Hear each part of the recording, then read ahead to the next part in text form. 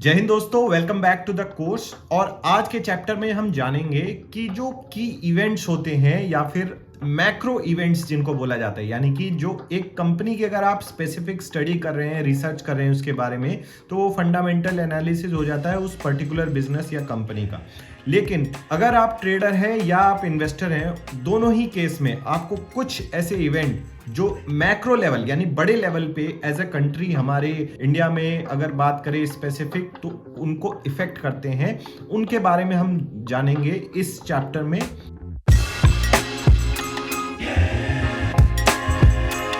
तो ये चैप्टर 12 है वार्सिटी का, और इसमें हम जानेंगे कुछ ऐसे ही इवेंट्स जिनकी वजह से स्टॉक मार्केट और आपके अल्टीमेटली स्टॉक प्राइसेस पे फर्क पड़ता है।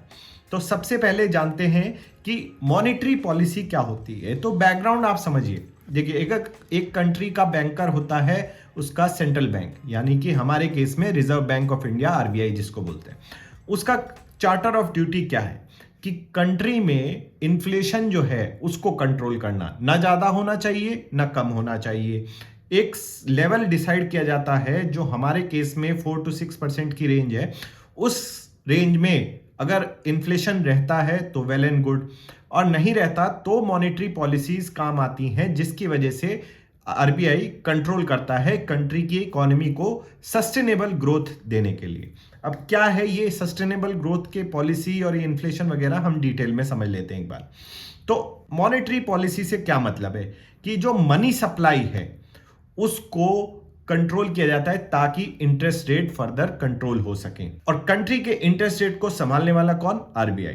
यूरोप के केस में हो जाता है यूरोपियन सेंट्रल बैंक, या यूएस के केस में वो फेडरल रिजर्व कहलाता है। काम सेम है, इंटरेस्ट रेट को एक्सपेक्टेशन के हिसाब से सेट करना। और वो कैसे किया जाता है? वो हो जाता है, आप चाहें तो ये वीडियो भी देख सकते हैं, इन्फ्लेशन और आरबीआई की पॉलिसी से रिलेटेड काफी अच्छे से समझाया। कार्तिक रंगप्पा जो वार्सिटी के ऑथर हैं, उन्होंने ही ये वीडियो बनाई है, काफी अच्छी वीडियो है, आप इसको समझ सकते हैं। लेकिन अगर मैं इन शॉर्ट में आपको समझाना चाहूं तो होता क्या है, बेसिकली आरबीआई के हाथ में होता है इंटरेस्ट रेट को सेट करना। कैसे? सबसे पहले आरबीआई सेट करता है रेपो रेट। रेपो रेट से क्या मतलब है कि जितने भी बैंक्स हैं, चाहे वो पीएसयू बैंक है या प्राइवेट सेक्टर बैंक है, सब कुछ पैसा अपना जो है आरबीआई से लोन पे उठाते हैं। यानी कि आरबीआई के पास एक इकट्ठा हुआ पैसा है जिसको वो फर्दर आगे लोन पे देता है बैंक्स को। अब बैंक्स फर्दर उसको आगे जाके लोन पे दे देते हैं दूसरे लोगों को, और जो उन लोगों को जिस परसेंटेज पे, मान लीजिए 12% पे दे रहे हैं और आरबीआई से उठाते हैं 6% पे, तो बीच का जो 6% हो जाता है वो उसका प्रॉफिट हो जाता है। ठीक है, मार्जिन बेसिकली वो आरबीआई तय करता है। अगर हाई इंटरेस्ट रेट पे, यानी कि हाई रेपो रेट पे, अगर इंटरेस्ट रेट पे अगर आरबीआई पैसा देने लग जाए बैंक्स को, तो क्या होगा? वो फर्दर आगे हाई इंटरेस्ट रेट पे बिजनेसेस को या इंडिविजुअल्स को लोन पे देंगे, तो उसकी वजह से डिमांड थोड़ी कम हो जाएगी और कंट्री की इकोनॉमी में थोड़ी स्लोनेस आ जाएगी, और उसकी वजह से इन्फ्लेशन डाउन हो जाएगा। यानी कि अगर आप ज्यादा डिमांड रहती है चीजों की तो प्राइसेस बढ़ते हैं, और कम डिमांड रहती है तो प्राइसेस नीचे जाते हैं, और अल्टीमेटली इकोनॉमी स्लो हो जाती है। तो ये तरीका है रेपो रेट तय करने का, इंटरेस्ट रेट्स तय करने का, जिसकी वजह से इकोनॉमी कंट्रोल होती है कि क्या लेवल ऑफ इन्फ्लेशन रहेगा। दूसरा इंपॉर्टेंट चीज क्या तय करता है आरबीआई? Reverse repo rate. अब रिवर्स रेपो रेट का से यहां पे मतलब क्या है कि उल्टा, यानी कि आप बैंक से जो लोन लेता है आरबीआई, बेसिकली हम जैसे अपना पैसा जमा करते हैं बैंक में, तो एक तरह से हम एक लोन दे रहे हैं उस बैंक को, और बदले में हमें बैंक क्या देता है? सेविंग्स रेट पे इंटरेस्ट देता है 3-4% का।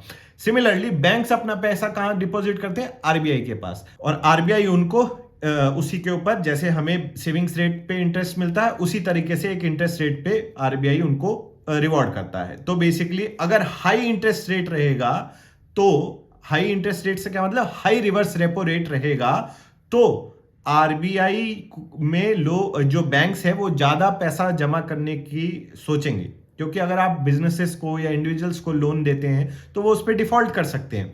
लेकिन रिवर्स जो अपना आरबीआई है वो तो डिफॉल्ट कर नहीं सकता, अगर कर रहा है तो बहुत ही बड़ी प्रॉब्लम हो जाएगी।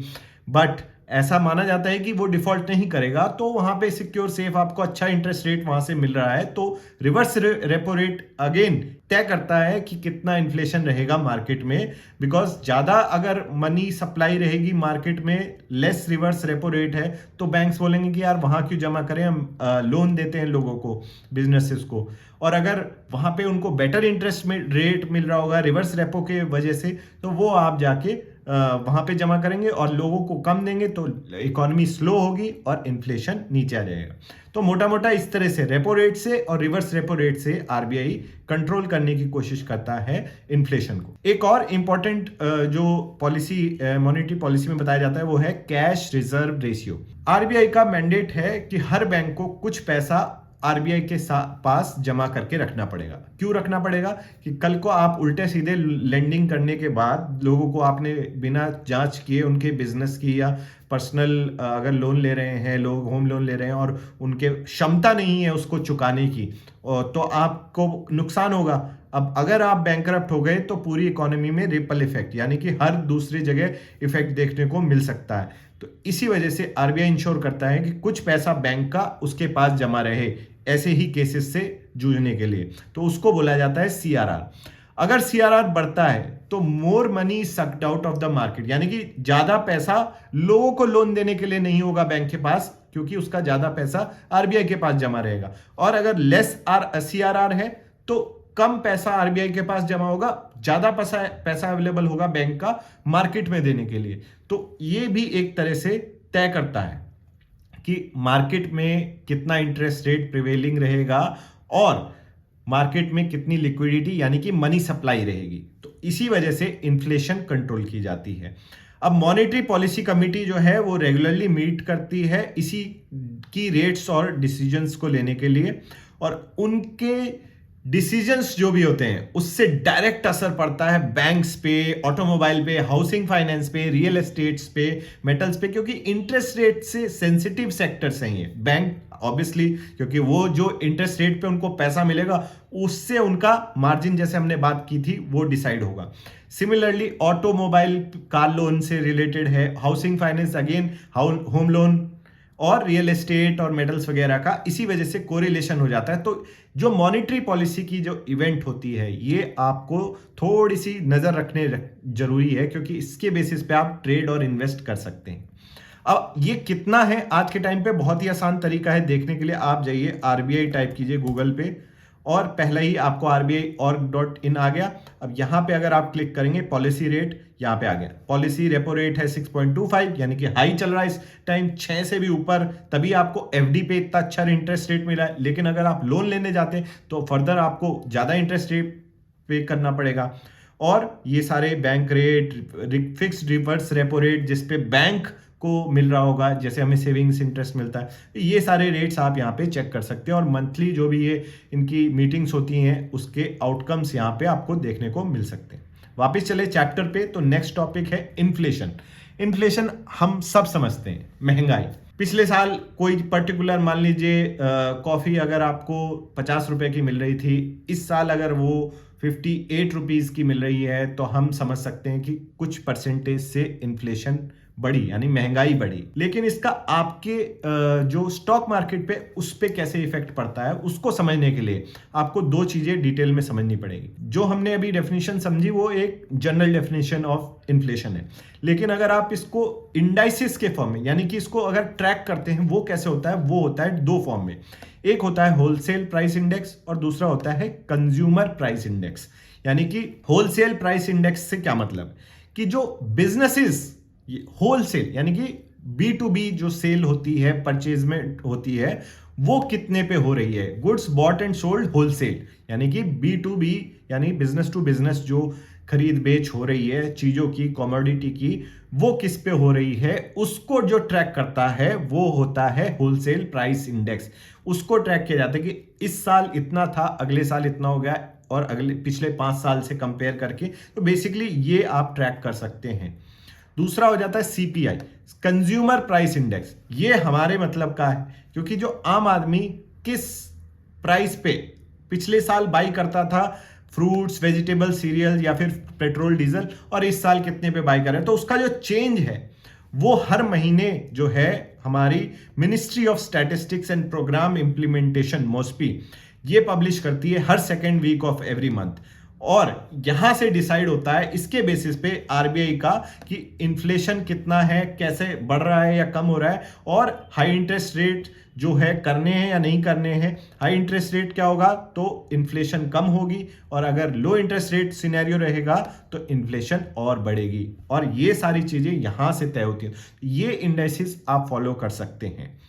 नेक्स्ट आ जाता है हमारी लिस्ट में इंडेक्स ऑफ इंडस्ट्रियल प्रोडक्शन। नाम से समझ आ रहा होगा कि कंट्री के इंडस्ट्रियल सेक्टर, जो कैपिटल इंटेंसिव सेक्टर है, जहां पे पैसा लगता है, जो पैसा बोरो करता है अच्छे रेट पे, अच्छे क्वांटम में, उसका क्या हाल है।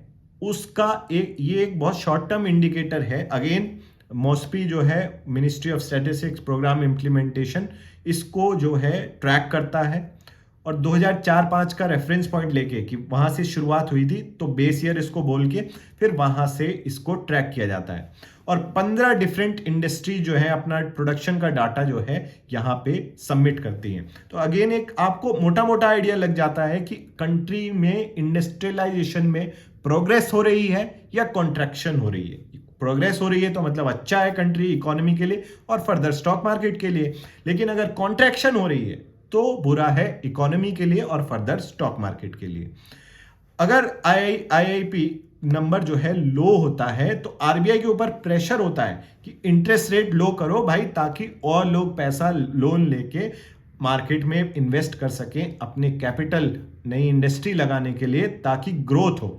और अगर ये हाई मिलता है तो आपको इसको अगेन कॉन्ट्रैक्शन पे काम करना होगा। अगर लो रहता है इंटरेस्ट रेट तो इंडस्ट्रियल क्रेडिट बढ़ेगा चीप क्रेडिट की वजह से, यानी कि कम इंटरेस्ट रेट पे लोन मिलेगा तो ज्यादा लोग लोन लेंगे, यानी कि बिजनेसेस की बात हो रही है यहाँ पे। तो इस हिसाब से ये नंबर एक इंपॉर्टेंट बैरोमीटर हो जाता है कि आपकी कंट्री की इंडस्ट्रियल प्रोडक्शन का क्या हाल है। ज्यादा अच्छा होगा तो स्टॉक मार्केट अच्छा करेगी, बुरा निकलेगा डेटा तो स्टॉक मार्केट इफेक्ट करता है उसके ऊपर। सिमिलरली एक होता है परचेजिंग मैनेजर्स इंडेक्स। अब इससे क्या होता है, ये बेसिकली अगेन एक इकोनॉमिक इंडिकेटर है जो बिजनेसेस की manufacturing as well as services का एक्टिविटी को एक तरह से रिकॉर्ड करने की कोशिश करती है। अब ये इसमें कैसे किया जाता है, ये जो इंडेक्स है ये क्रिएट किया जाता है कि जो परचेजिंग मैनेजर, यानी कि जो इंडस्ट्रीज में सर्विसेज सेक्टर में जो रेस्पॉन्सिबल पर्सन्स हैं उनका क्या परसेप्शन है मार्केट को लेके, इसका सर्वे किया जाता है। सेपरेट सर्वे होता है सर्विसेज के लिए और सेपरेट सर्वे होता है मैन्युफैक्चरिंग के लिए, कि भाई नए ऑर्डर कितने आए, आउटपुट क्या रहा, आपकी क्या एक्सपेक्टेशन है अगले महीने बिजनेस से लेके, या फिर एम्प्लॉयमेंट को लेके कितने लोग हायर करने वाले हो, कितने लोग निकालने वाले हो। तो इसका इंडिकेशन का बड़ा सिंपल सा इंडेक्स का मेथड है कि ये 50 के आसपास घूमता रहता है। अगर 50 से ऊपर रीडिंग है तो मतलब एक्सपेंशन मोड में है इंडस्ट्री, सेम सर्विसेज हो चाहे मैन्युफैक्चरिंग हो, और 50 के नीचे है तो जो है कॉन्ट्रैक्शन हो रहा है इकोनॉमी में, ज्यादा हायरिंग नहीं हो रही है, ज्यादा लो ऑर्डर्स नहीं मिल रहे हैं, ज्यादा आउटपुट नहीं निकल रहा है, या एक्सपेक्टेशंस लोगों की ज्यादा नहीं है। तो यहां पे आपको ये देखना है कि 50 के ऊपर है या नीचे। बेटर डाटा आता है अगेन तो इकोनॉमी अच्छा कर रही है, स्टॉक मार्केट अच्छा करेगी। डाटा अगर खराब आता है तो इकोनॉमी अच्छा नहीं करेगी और अगेन स्टॉक मार्केट पे इफेक्ट पड़ेगा नेगेटिवली।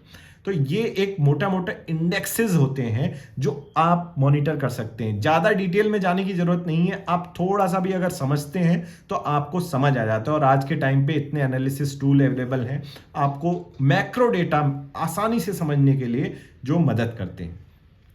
नेक्स्ट इंपॉर्टेंट इवेंट आता है बजट। बजट से क्या मतलब, अब बजट जैसे हम अपना पर्सनल बजट बनाते हैं कि इतना हमारे एक्सपेंस हुए, इतनी हमारी इनकम हुई, इतना हमारा प्रॉफिट हुआ या लॉस हुआ, व्हाटएवर। सिमिलरली कंट्री का बजट भी बनाया जाता है, जैसे एक कंपनी अपना बजट बनाती है। इस बजट के दौरान जो सरकार है, फाइनेंस मिनिस्टर अपना लेखा जोखा देते हैं कि भैया इतना हमारा रेवेन्यू हुआ। रेवेन्यू कहां से होगा, tax corrected, GST, excise duty, फलाना ढिमकाना, वहां से।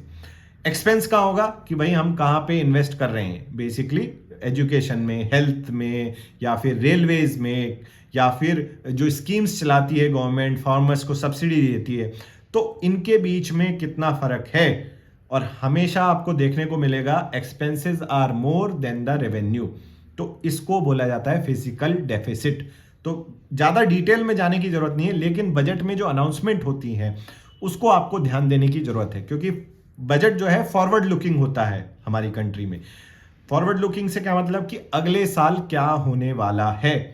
तो अगले साल जो सरकार है वो ये बताएगी कि हम एक्साइज ड्यूटी मान लीजिए बढ़ाने वाले हैं। जैसे एग्जाम्पल के तौर पे सिगरेट के ऊपर एक्साइज ड्यूटी बढ़ाई जाएगी, तो इससे क्या होगा, सिगरेट कौन बेचता है, ITC, Indian tobacco company. Most of the cigarettes उन्हीं के द्वारा बेची जाती हैं, तो इंक्रीज होगा सिगरेट का प्राइस, जिससे स्मोकर्स जो हैं कम सिगरेट खरीदेंगे, क्योंकि पैसा बढ़ जाता है। हालांकि ऑन ग्राउंड कितना ट्रू है ये तो स्मोकर्स बता सकते हैं, बट ये माना जाता है कि अगर किसी चीज का प्राइस बढ़ रहा है तो कम लोग उसको अफोर्ड कर पाएंगे और कम लोग उसको खरीदेंगे। हो सकता है अगर 2 सिगरेट पीने वाले 1 सिगरेट पीना शुरू कर दें, तो उससे क्या होगा, प्रॉफिटेबिलिटी डिक्रीज करेगी आईटीसी की। तो मार्केट वाले जो इन्वेस्टर्स हैं वो आईटीसी को बेचना चालू कर देंगे, और आईटीसी बेचना चालू करेंगे तो उससे क्या होगा, जैसे हमने इंडेक्स वाले चैप्टर में पढ़ा था कि 3.5% इंडेक्स में वेटेज है आईटीसी का, तो इंडेक्स ओवरऑल भी नीचे जाना शुरू करेगा क्योंकि आईटीसी नीचे जा रहा है। तो बजट एक एनुअल इवेंट है और मोस्टली लास्ट वीक ऑफ फरवरी में इसका अनाउंसमेंट होता है, और इसमें बताया जाता है जो लेखा जोखा जो हमने बात किया, इससे आपके स्टॉक्स और इन्वेस्टमेंट्स पे काफी फर्क पड़ सकता है। तो इसको आपको मॉनिटर करना काफी इंपॉर्टेंट हो जाता है। तो ये सारे कुछ इवेंट्स हैं जो मैक्रो रिलेटेड इवेंट्स हैं जो आपको ध्यान देने की जरूरत है। नेक्स्ट चैप्टर में हम जानेंगे कॉर्पोरेट स्पेसिफिक इवेंट्स क्या होते हैं जिनको आपको देखना चाहिए, और साथ ही साथ हम इसके पूरी समरी भी एक बार देखेंगे। तो अगर आपको ये वीडियो अच्छा लग रहा है तो जरूर लाइक करें, शेयर करें और कमेंट करके बताएं अपने doubts. My name is captain Shashank. Thank you for watching. जय हिंद।